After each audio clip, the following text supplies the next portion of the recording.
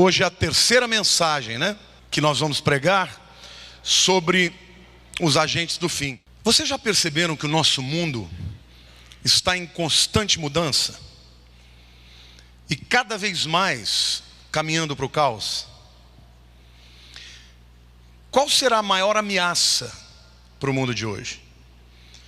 O clima extremo, doenças, armas nucleares, biológicas, pulso eletromagnético, terroristas, ou a completa falta de autoridade e de moralidade que existe no mundo. Uma coisa a gente pode ter certeza: vivemos num tempo de incertezas. Mas tudo isso que a gente está vivendo, gente, é só uma pálida imagem do que o mundo vai enfrentar um dia. Nós estamos próximos de um período que a Bíblia chama de a grande tribulação. Aliás, ela chama de tribulação que há de vir sobre o mundo inteiro. Hoje nós temos tribulações em lugares pontuais, mas virá um tempo em que haverá uma tribulação no mundo inteiro, por 7 anos, e os últimos 3 anos e meio, a Bíblia chama de a grande tribulação. Este é um período que será iniciado. Tem muita gente falando, nós já estamos na tribulação. Não, para você entender isso, você tem que entender algo claramente. O livro de Daniel, no capítulo 9, diz que ele se inicia com um acordo de paz que vai ser feito pelo anticristo entre Israel, palestinos e as nações. Na minha maneira de entender, quem vai intermediar isto é o anticristo, que será secretário-geral da ONU. Terá posse de autoridade e poder das nações para propor um acordo de paz que vai resolver o conflito entre Israel e Palestina e as nações. Esse período, queridos, a igreja não vai estar mais aqui, como eu disse para vocês nos ensinamentos anteriores. A prova disso, porque no livro de Apocalipse só se inicia a grande tribulação no capítulo 6, quando o primeiro selo é aberto. Mas no capítulo 5, no 4, nós vimos que João vê uma porta aberta no céu, uma voz como de trombeta dizendo, subi cá. E de repente, ele se vê no trono de Deus. E lá 24 anciãos assentados no trono. Quem são esses 24 anciãos? 12 representando as 12 tribos de Israel. E os 12 apóstolos. Ora, se os 12 apóstolos estão lá, a igreja já foi arrebatada. Porque os 12 apóstolos fizeram parte da igreja. Eles são os fundadores da igreja. Então isso significa que a igreja vai sair da cena no mundo antes do primeiro selo ser aberto. Então eu quero que vocês entendam algo. Durante esses 3 anos e meio primeiros, o anticristo vai trabalhar para consolidar a sua autoridade. De que maneira vai acontecer? Unificação da moeda. Cada vez mais nós estamos vendo que estamos sendo monitorados através de sistemas de GPS e outras coisas. Eles vão ter condição de controlar o mundo inteiro. E a Bíblia diz inclusive que as pessoas terão que ser chipadas. Terão uma marca na testa ou no pulso, e eu acredito que é um chip subcutâneo com todas as informações concernentes à pessoa. Nesse tempo, para ter esse chip, os que aqui estiverem, terão que se submeter à direção do anticristo e posteriormente adorá-lo como Messias. Esse momento crucial vai ser no meio da tribulação, no meio dos 3 anos e meio, quando ele vai entrar no templo que vai ser reconstruído em Jerusalém, provavelmente nesse acordo de paz, uma das coisas que vão dar a Israel é a possibilidade de reconstruir o seu templo. E hoje, para vocês terem uma ideia, todos os utensílios do templo já existem.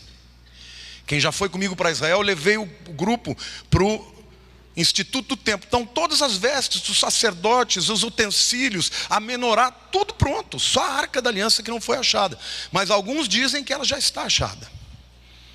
E no meio desses 7 anos, ele vai entrar no Santos dos Santos, que é um lugar mais santíssimo para o povo judeu, e vai dizer: estão dizendo por aí que eu sou Deus. Deixa eu dizer uma coisa para vocês, ele vai falar: eu sou mesmo esse de quem vocês estão falando. E nessa hora, o povo judeu vai dizer: não, isso é uma abominação. E vão romper com ele. E Jesus profetiza sobre isso. Quando vocês virem o abominável da desolação, descrito pelo profeta Daniel, quem lê, entenda. Então, literalmente, nessa época, vai haver uma ruptura entre Israel e o anticristo. E ele então, e os judeus e os que se converterem nesse tempo da tribulação serão perseguidos e mortos. E muitos vão fugir e sobreviver. Mas será um tempo de terrível perseguição. Agora, será que este período é um período em que a graça de Deus foi retirada? Outro dia eu ouvi uma mensagem, o pastor dizendo: Deus tirou a graça do Brasil. Queridos, nem na grande tribulação Deus retirará a sua graça. Você está me entendendo? Este é o caráter de Deus. Ele vai exercer juízo, sim.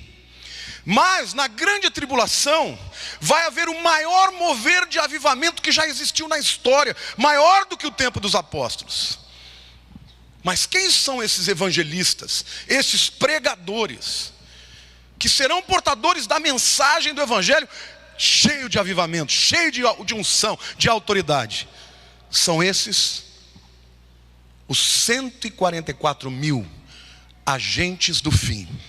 E é sobre eles que eu vou falar hoje para vocês. Olha para a pessoa do teu lado, diga assim: o tema da mensagem de hoje, da série Os Agentes do Fim, são os 144 mil. Quem são eles? Em primeiro lugar, eles são selados a partir das 12 tribos de Israel. Apocalipse 7, versículo 4, diz assim: então ouvi o número dos que foram selados, que era 144 mil, de todas as tribos dos filhos de Israel. Esses 144 mil aqui aparecem no livro de Apocalipse em 2 momentos diferentes, no capítulo 7 e no 14. Este primeiro momento é o momento inicial e depois tem o momento final. Eles não são representantes da igreja, gente. Tem gente que fala: não, essa é a igreja. Não, aqui é muito específico. 12 mil de cada tribo de Israel. A igreja já está no céu, já foi arrebatada, já está vivendo as bodas do Cordeiro. A terra está vivendo a grande tribulação. E estes 144 mil serão 12 mil judeus de cada tribo, que serão investidos de uma grande unção, de uma grande coragem, e serão selados por Deus, enquanto pregam a mensagem. O número 12 nas escrituras é um número muito ligado a Israel. Nós vemos que o sacerdote tinha um peitoral com 12 pedras, cada pedra representando uma tribo. A mesa dos pães da proposição, que ficava dentro do tabernáculo, no lugar santo, tinha 12 pães. E ela era renovada pelos sacerdotes. A cidade de Nova Jerusalém terá 12 portas. Em Mateus 19, 28, quando Jesus fala do futuro, ele diz assim: em verdade vos digo que vós, os que me seguistes, quando na regeneração o Filho do Homem se assentar no trono da sua glória, também vós assentareis em 12 tronos, para julgar as 12 tribos de Israel. Jesus está falando para os apóstolos: vocês vão julgar as tribos de Israel a partir de 12 tronos. Agora, se você leu e você é um estudioso da Bíblia, você vai perceber que existe uma tribo que está faltando. A tribo de Dan. Durante 29 vezes na Bíblia, as 12 tribos são mencionadas. E algumas vezes há a subtração de uma tribo, outras vezes de outra, por razões específicas. Por exemplo, quando iam para a guerra, os levitas, adoradores, não iam para a guerra, então eles não são mencionados. Mas aqui existe uma razão especial. No capítulo 49 de Gênesis, quando Jacó está orando pelos seus filhos, quando ele vai se referir a Dan, ele diz: Dan, você é uma serpente. O que será que ele estava querendo dizer com isso? Quando você analisa a história, você vai perceber que a tribo de Dan sempre esteve relacionada à apostasia. Quando o povo de Israel entrou na terra prometida, vocês sabem, eram 12 tribos. Eles receberam uma porção de terra ali na região de Golã, norte de Israel. Mas acontece que eles acabaram se afastando daquele lugar e foram para o mar, para a região do mar. Lá em 1 Crônicas, de 1 a 8, quando você vê a genealogia das tribos, Dan já não está mais. No período dos juízes, quando Débora vai se levantar contra Sísera para fazer a sua guerra, ela convoca todas as tribos de Israel. E os danitas disseram: por que nós vamos deixar os nossos navios e as nossas embarcações para entrar na guerra de Israel? Então vocês veem claramente que eles foram se distanciando e começaram a se tornar uma tribo apóstata. Quando Jeremias, muitos anos mais antes disso, quando as tribos são divididas e Jeroboão fica com 10 tribos e vai para o reino do norte, ele ali cria uma religião apóstata. E ele fez 2 lugares para adoração: Betel e Tel-Dan. Tel-Dan é uma região também. Quem já foi a Israel sabe que é o lugar onde foi feito a adoração do bezerro. Amós capítulo 5, quando Deus fala que abomina aquela adoração, se refere ao povo danita e todos aqueles que adoravam o bezerro. Então a tribo de Dan é uma tribo que sempre está relacionada à adoração falsa. Quando a gente vai mais para frente lá em Jeremias já viveu no período da invasão da Babilônia. No capítulo 4 de Jeremias, nos versos 14 em diante, os danitas são chamados de avós da calamidade. Então essa é a razão porque, uma explicação, só Deus vai poder dizer de fato, na hora de selar as tribos, Dan não está presente. No lugar dele está um dos filhos de José, que é Manassés. O outro filho, Efraim, também não aparece entre aspas, mas está José lá. José só teve 2 filhos, então os efraimitas estão lá.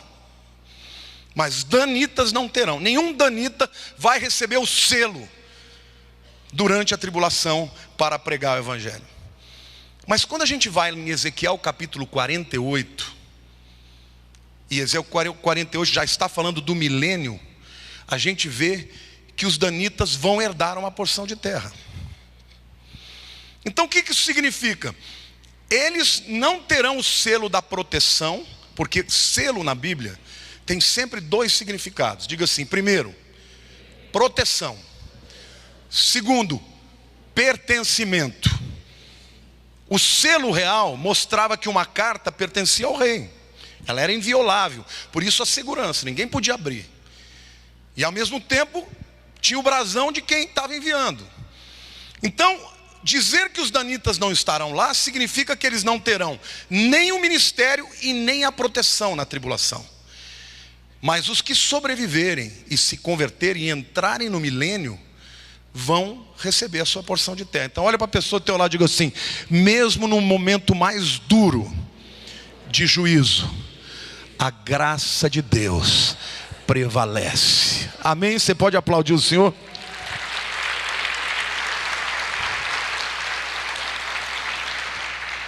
A segunda verdade que vocês precisam aprender sobre os 144 mil é que eles são selados na testa.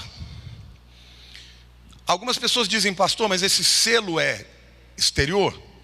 Pode ser. Pode ser uma tatuagem. Mas pode ser um selo invisível, visto por Deus. Agora, uma coisa que é muito importante você saber é que Deus, quando Ele comissiona alguém para um propósito, Ele sela e guarda. Presta atenção uma coisa. Se você estiver no centro da vontade de Deus e estiver cumprindo um propósito de Deus, você é imortal. Eu vou repetir. Deus tem um propósito para cada um de nós. Todo aquele que está no centro do propósito de Deus e ainda não cumpriu aquilo que Deus tinha para ele, é imortal. Estes homens aqui serão protegidos por Deus na pior época da história. Vai estar acontecendo as coisas mais terríveis, do ponto de vista cataclísmico no tempo, guerras mundiais, tudo isso, guerras atômicas, mas eles estarão cheios do Espírito, pregando a palavra, protegidos pelo Senhor e produzindo o maior avivamento que já existiu na história. Amém? Você pode dizer glória a Deus, esse é o Deus que eu creio.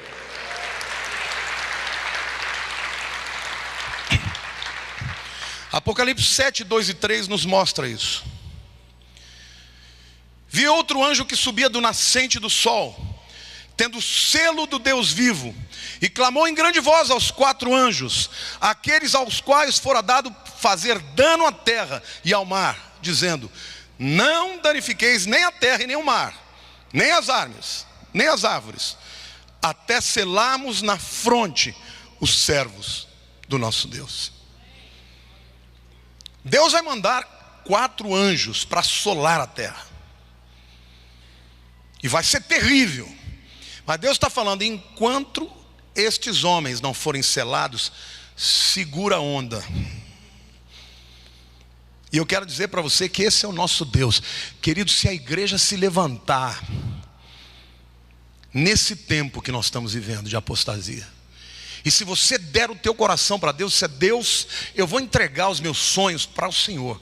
A partir de agora eu quero que os teus sonhos sejam meus. Sabe o que Deus vai fazer? Então eu vou te revestir de autoridade e poder, vou te suprir, vou te abençoar, a despeito do que está acontecendo com os outros. Amém? Essa não é hora de você ficar preocupado com as suas coisas, não. Essa é a hora de você dizer: Senhor, dá-me graça para fazer a tua obra. E o Senhor te diz: eu cuido da tua vida, eu cuido do teu negócio, eu cuido da tua empresa, eu cuido da tua família. Porque aqueles que Ele vê que estão andando no seu propósito, Ele sela e guarda. Então esse texto aqui nos mostra que Deus de fato faz isso. E se você olha para a história, você percebe que esse é um ato repetitivo de Deus. Quando Deus ia mandar o juízo sobre a terra através de Noé e do dilúvio, Ele separou Noé e a sua família. Quando Deus foi destruir Sodoma e Gomorra, Ele separa Ló e sua família, e os protege e os livra antes do juízo. Quando Deus iria exercer juízo na terra do Egito para os primogênitos, aqueles que estavam debaixo do sangue dos umbrais da porta estavam protegidos. Êxodo 12. Quando os israelenses entraram em Jericó para destruir a cidade, havia uma corda vermelha no muro da casa de Raabe, que foi protegida com toda a sua família. Em Josué capítulo 2 e capítulo 6. Olhe para a pessoa do teu lado e diga assim: você também tem um selo. Faça a vontade de Deus, que você estará preservado nesse tempo. O apóstolo Paulo, em 2 Coríntios capítulo 1, versos 21 e 22, diz assim: mas aquele que nos confirma convosco em Cristo e nos ungiu é Deus, quem também nos selou e nos deu o penhor do Espírito em nosso coração.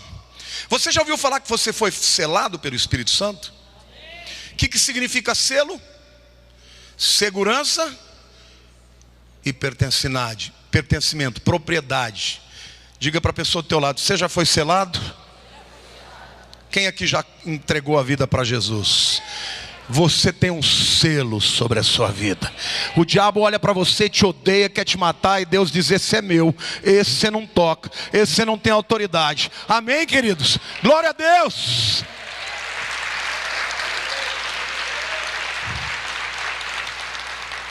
Em Efésios 1:13, Paulo repete essa ideia.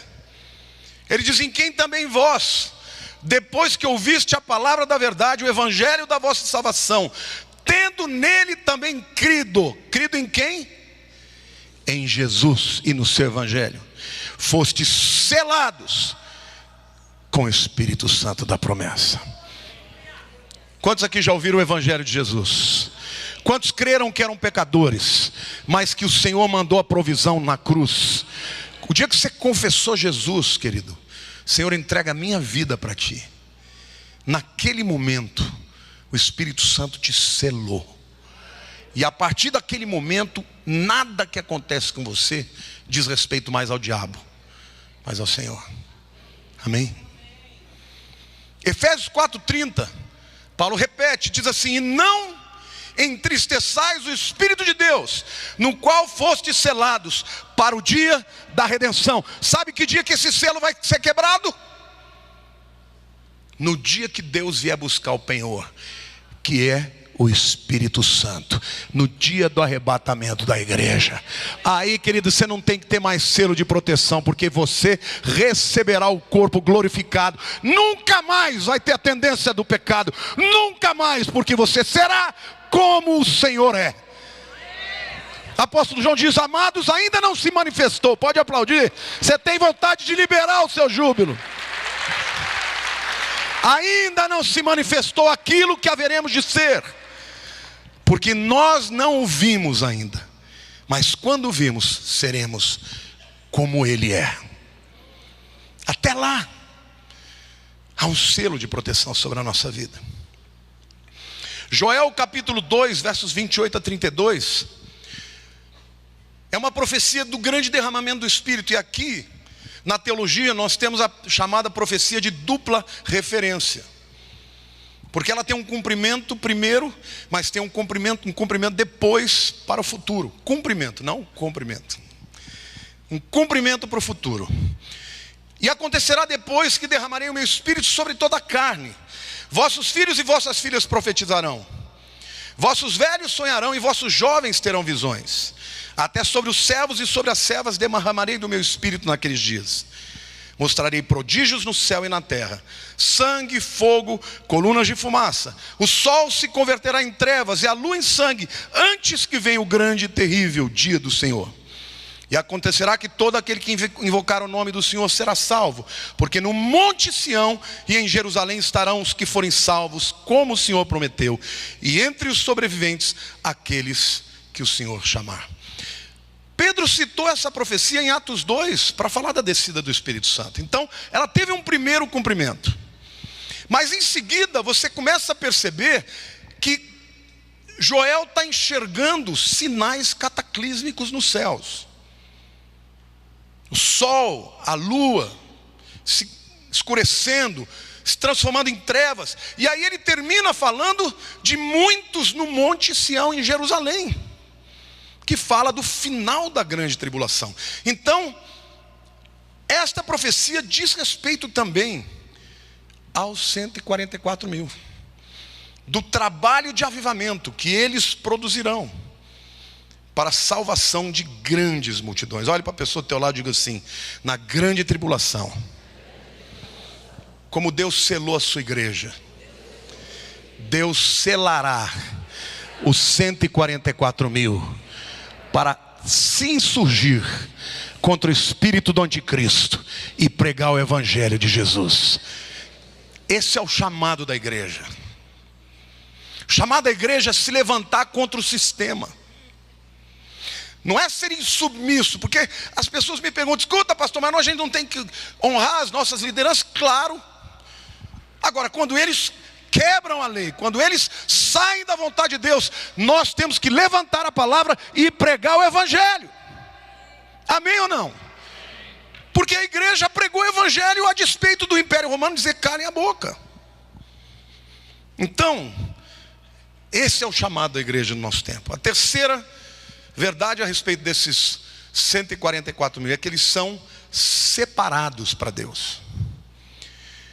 Apocalipse 14, 4 e 5 diz algo muito interessante. São estes os que não se macularam com mulheres, porque são castos, são virgens. Tem gente que diz assim, então vai ter que nascer, né? São eles os seguidores do Cordeiro por onde quer que vá. São os que foram redimidos dentre os homens, primícias para Deus e para o Cordeiro. E não se achou mentira na sua boca, não tem mácula. Estes, provavelmente jovens e até homens mais maduros, serão solteiros, porque eles não terão outra coisa para fazer na vida, a não ser pregar o evangelho. E serão virgens. E por causa do testemunho deles, milhões e milhões vão se converter. Queridos, eu estava outro dia ouvindo um testemunho de um pastor que eu achei muito gozado. Era um pastor avivalista, daqueles que pregam, né, com muita unção, que dá puro e tal. Nos Estados Unidos, no tempo que havia tendas e no púlpito tinha uma cerquinha branca. Vocês já chegaram a ver alguma vez alguma igreja assim? E diz que estava uma mulher com um filhinho lá, e o menino estava meio, sim, absorto com as coisas dele, enquanto o pastor pregava, o povo tudo gritando, dando glória a Deus. O menino virou para a mãe e falou: mãe, se ele escapar daquele cercadinho, o que acontece com a gente?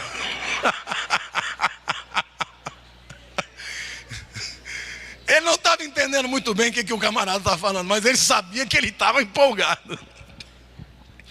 Vocês já imaginaram 144 mil pessoas pregando, cheio da unção do Espírito Santo? Que rebuliço que vai fazer nesse mundo, irmãos. Glória a Deus. Vai ser lindo esse tempo. Eles estarão livres do julgamento de Deus. Apocalipse 7, de 1 a 3, mostra claramente que os anjos retêm os ventos, porque na verdade, olha aqui depois disso vi 4 anjos em pé no 4 cantos da terra, conservando seguros os 4 ventos da terra, para que nenhum vento soprasse sobre a terra. Meu Deus, que calor é esse! Nem sobre mar, sobre árvore alguma. Vi outro anjo que subia do nascente do céu, tendo o selo do Deus vivo, e clamou com grande voz aos 4 anjos, aqueles aos quais fora dado fazer dano à terra e ao mar, dizendo: não danifiqueis nem a terra, nem o mar, nem as árvores, até selarmos na fonte os servos de Deus.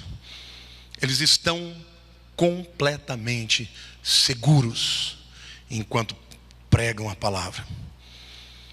E eles permanecerão com Jesus, fazendo a sua obra, até que Jesus desce. E ali, Jesus vai descer no Monte das Oliveiras, mas ele também vai estar sobre o Monte Sião, no final da tribulação. Lá em 14:1, Apocalipse 14:1, o texto diz assim: olhei, e eis o Cordeiro em pé sobre o Monte Sião, e com ele 144 mil, tendo na fronte escrito o seu nome e o nome do seu pai.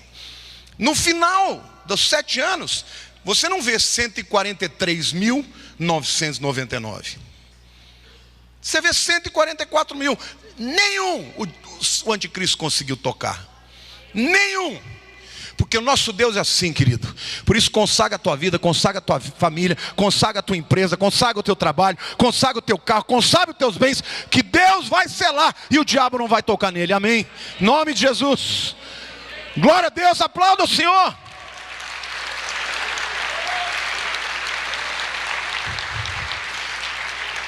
Deus pode permitir que aconteçam coisas com você, e Ele permite. Você pode até morrer pelo evangelho, mas não será porque Deus não foi capaz de te proteger, mas porque Deus é o teu dono e o teu Senhor, e Ele decidiu que aquela seria a maneira de você adorá-lo, talvez até com a perda da sua própria vida. Eles são tremendamente bem-sucedidos na sua missão.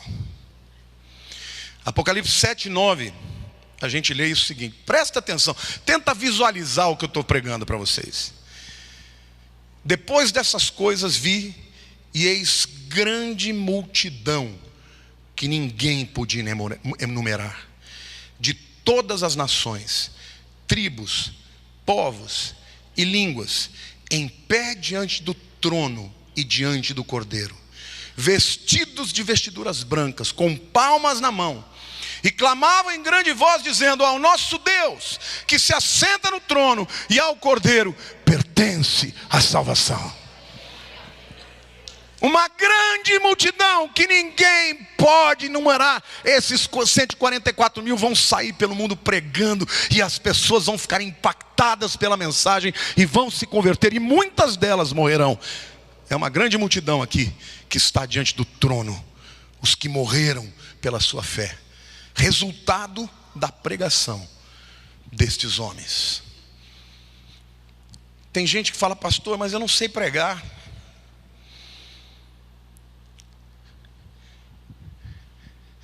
Abra a tua casa, comece a buscar Deus, que você vai ver o que Deus faz. Eu me lembro que no início do meu ministério, eu fui para o Palavra da Vida, eu pregava direitinho os sermões, 3 pontos, 4 pontos. 2 anos de convertido, 2 anos de ministério, ninguém se convertia. E um dia eu entrei em crise, fui dobrar o meu joelho e falei: Deus, o que está acontecendo? Eu prego, ninguém se converte. Se converteu um, né? Como é que chamava o nome dele? O Nilson. Toda semana ele que dava testemunha. Era o único convertido da igreja, os outros eram crentes. Depois de um tempo, 2 anos depois, o camarada volta para a bebida e volta para o mundo. Aí eu pirei. Eu falei: Deus, o que está acontecendo? E o Espírito falou: não está acontecendo porque você está segurando as rédeas. E eu falei: Senhor, mas se eu largar as rédeas, eu vou perder o controle. Ele falou: que bom que você perde, porque eu ganho o controle. Se você perder as rédeas, eu tomo. Chamei a igreja e falei: gente, nós vamos buscar o poder de Deus. E aí a salvação começou a acontecer. Você quer que o teu marido, tua esposa, seus filhos se convertam? Não fica batendo boca com eles não, dobra o joelho, amarra os demônios que atrapalham a vida dele, começa a declarar a libertação, declara o poder da palavra de Deus, que vai chegar a hora deles, meu querido, porque a aliança que Deus tem com você, Ele tem com a sua família também. Então, em nome de Jesus, deixa Deus te usar. Deixa Deus te usar, porque quem se coloca à disposição de Deus para fazer o que Deus quer, não tem como dar errado. Vai haver conversões na tua casa, na tua célula, no teu trabalho, onde você estiver. Amém? Aplauda o Senhor, diga: eu creio. Eu creio.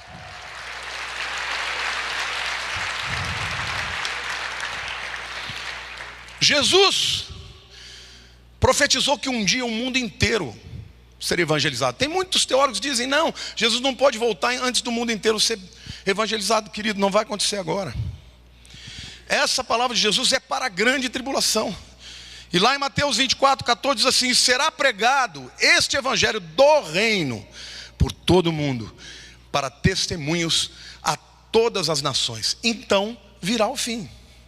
Percebem? Depois que for todo mundo pregado, já vem o milênio, não vai mais ter tribulação, essas coisas. Apocalipse 7, de 14 a 17 diz assim: respondi-lhe: meu Senhor, tu sabes. Ele então me disse: são estes os que vêm da grande tribulação, lavaram suas vestiduras e as alvejavam no sangue do Cordeiro. Razão porque se acham diante do trono de Deus e os servem de dia e de noite no seu santuário. E aquele que se assenta no trono estenderá sobre eles o seu tabernáculo. Jamais terão fome, nunca mais terão sede. Não cairá sobre eles o sol, nem ardor algum. Pois o Cordeiro que se encontra no meio do trono os apacentará e os guiará para as fontes da água da vida. E Deus lhes enxugará dos olhos toda lágrima. Aqui nós temos uma dica: que os que morrerem por Jesus vão servir no trono 24 horas. Que coisa tremenda, hein? Você já pensou? Já está no céu, já é bom demais, mas você está no trono, servindo no trono 24 horas por dia. Mas é uma multidão incontável. E eles vão olhar para esses 144 mil no céu e vão dizer: obrigado, viu? pela palavra que você me trouxe. Porque, querido, você pode ter certeza, Paulo tinha consciência disso, que os crentes a quem ele levou a palavra eram a sua coroa. Então, faça o maior investimento na tua vida. Invista no que é eterno. Ganhe pessoas para Jesus, ajude a ganhar pessoas para Jesus, invista no reino, com o seu trabalho, com o seu dinheiro, com os seus dons, com o seu talento, com o seu tempo, porque as vidas que forem resgatadas serão para você um grande galardão, amém? Mas quando acabar a obra deles, eles vão ser levados aos céus, e quando chegarem nos céus, eles vão cantar um novo cântico. Então a quarta verdade que a gente precisa falar deles é que o cântico dos 144 mil vai ser um cântico extraordinário.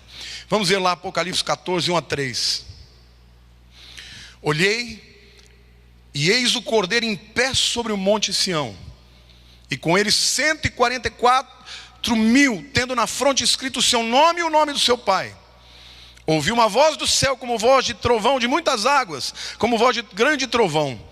Também a voz que eu vi era como de arpistas, quando tangem a sua harpa. Entoavam um novo cântico diante do trono, diante dos 4 seres viventes e dos anciãos. E ninguém pôde aprender o cântico, senão os 144 mil que foram comprados da terra. Então no mesmo capítulo, no começo eles estão no monte de Sião. E de repente aparecem na sala do trono e começam a cantar um cântico que ninguém, não é que não conhece, que ninguém pode aprender. Vai ser uma coisa extraordinária. Querido, se você não gosta de cantar, escolhe outro lugar para ir, porque no céu vai ter música pra caramba. Amém, irmãos? Vai ser demais. E é que todo mundo que tem vitória canta. Todo mundo. Primeiro você vê em Apocalipse 5 uma multidão de anjos, milhões de milhões. Veja o que o Apocalipse 5 fala, é lindo demais, 11 e 12. Vi e ouvi uma voz de muitos anjos ao redor do trono, dos seres viventes e dos anciãos, cujo número era de milhões e milhares de milhares. Música, muita música. Mas o coral dos 144 mil entoará uma canção que ninguém podia cantar, porque somente eles experimentaram pregar o evangelho nesse mundo de carnificina, e foram fiéis a Deus para cumprir a obra que Deus lhes deu. Eu quero concluir essa palavra, queridos, deixando claro para vocês uma verdade: Deus nunca remove a sua mão de sobre os seus filhos.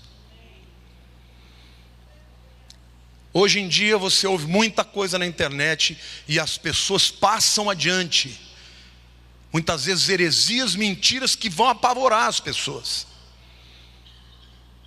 Deus tirou a graça do Brasil. Não tirou a graça do Brasil, não. Enquanto houver alguém aqui pregando a mensagem, a graça de Deus para a salvação de todo aquele que crê, amém, irmãos? Agora, está debaixo de juízo? É claro que está. Essas coisas não são excludentes, elas estão acontecendo, mas para quem se quebranta, a graça está disponível. Então podemos sim, porque se você acreditar que Deus tirou a graça do Brasil, para que eu vou orar? Então que se dane. Deus não tirou a graça do Brasil, nem na grande tribulação. Ele deixará de trazer a sua graça de salvação para todo aquele que crê.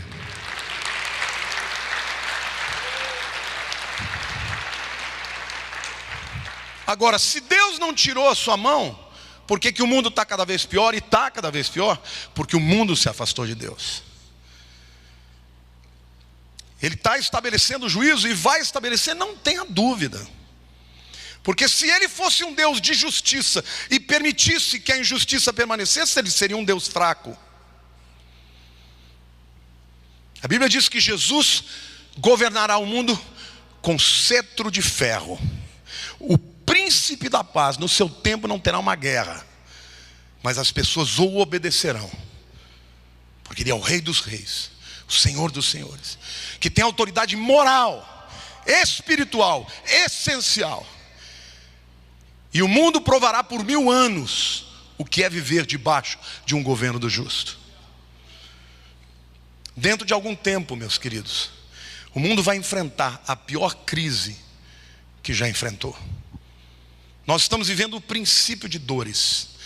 Por isso é hora de consagrar a tua vida. É hora de pedir perdão dos seus pecados. É hora de voltar para o centro, de voltar para o propósito, de pedir a Deus: qual é o teu plano na minha vida? É hora de acordar do sono, da letargia, de acreditar que essa vida aqui tem alguma coisa que vai te tornar pleno. Nada desse mundo pode tornar a tua vida plena, mas andar no propósito de Deus torna a nossa vida plena. Por isso precisamos falar de Jesus hoje, por 2 razões. Primeiro, para que as pessoas sejam salvas. Segundo, queridos, porque aqueles que ouvirem e não crerem, quando acontecer o arrebatamento da igreja, eles vão crer, e eles terão a oportunidade, ainda que tendo que muitas vezes perder a própria vida, mas terão a oportunidade de se converter a Jesus. Amém? Se não crerem nas nossas palavras, muitos crerão na palavra desses evangelistas. De uma coisa eu tenho certeza absoluta: eu não sou um desses 144 mil, mas eu posso ser hoje um evangelista que proclame o único nome, sobre todo nome, capaz de salvar e de perdoar o pecador: o nome de Jesus Cristo, Yeshua HaMashiach. Quantos aqui querem ser esse evangelista, esse portador de boas novas? Guarda os teus lábios para não usar a tua boca para falar palavras torpes. Quando a Bíblia fala que toda palavra torpe nós daremos conta no juízo, palavra torpe no grego é palavra podre, que tem mau cheiro. Guarda a tua boca, foi santificada por Deus para falar para a glória do Senhor Jesus, e não para trazer reprimendas, xingamentos para ninguém. Faça da tua vida hoje um instrumento para pregar a mensagem da salvação de Jesus. Minha oração é que Deus dê para a sua igreja um espírito de urgência. Nesse mundo, queridos, muitos vão ser condenados por não aceitarem a oferta de graça de Jesus. Mas de uma coisa eu tenho certeza: Deus amou, ama e sempre amará as pessoas desse mundo, inclusive aqueles que rejeitarem a sua mensagem. Ainda Deus está com o braço estendido, e mesmo na grande tribulação, Ele não encolherá o seu braço para aqueles que se dispuserem a se entregar. Senhor meu Deus, ore comigo. Perdoa-me, Senhor, quando eu me calo, quando eu olho demais para os meus problemas e não olho para a tua glória. Perdoe-me, Senhor, quando eu fico enfadonho, enfadado, e deixo de compartilhar este dom precioso da salvação. Enche-me do teu Espírito, enche-me de paixão pelo teu nome, pelo teu reino. Pai, usa a minha vida, ajuda-me, Senhor, a profetizar a tua palavra, a levar as pessoas até Jesus, até que se cumpram os meus dias, seja pela morte, seja pelo arrebatamento. Eu quero chegar na tua presença e ouvir de ti: filho, tu foste fiel no pouco, sobre o muito te colocarei. Entra no gozo do seu Senhor. Eu quero orar como Paulo, que dizia: fale, meu querido, combati o bom combate, acabei a carreira e guardei a fé. O bom combate, meu querido, é o combate do reino. Não tenha mais paixão pelos combates políticos do que pelo combate do Evangelho. Eu estou agradecendo a Deus por tudo que está acontecendo no Brasil, mas eu confesso que sinto uma certa tristeza quando eu vejo crentes mais apaixonados por uma bandeira humana cheia de erros ideológicos e de verdades que nós não conhecemos, e eu não vejo o mesmo vigor e paixão e coragem pelo Evangelho de Jesus. Saibam disso. Deus espera que a nossa paixão seja pelo reino. Amém? Põe a mão para o alto. Deus, agora eu oro para que a tua graça, a graça de Jesus, que o amor de Deus, o Pai, e as consolações do teu Espírito Santo sejam com todo o teu povo, Senhor, todos os dias, até a consumação dos séculos. Amém.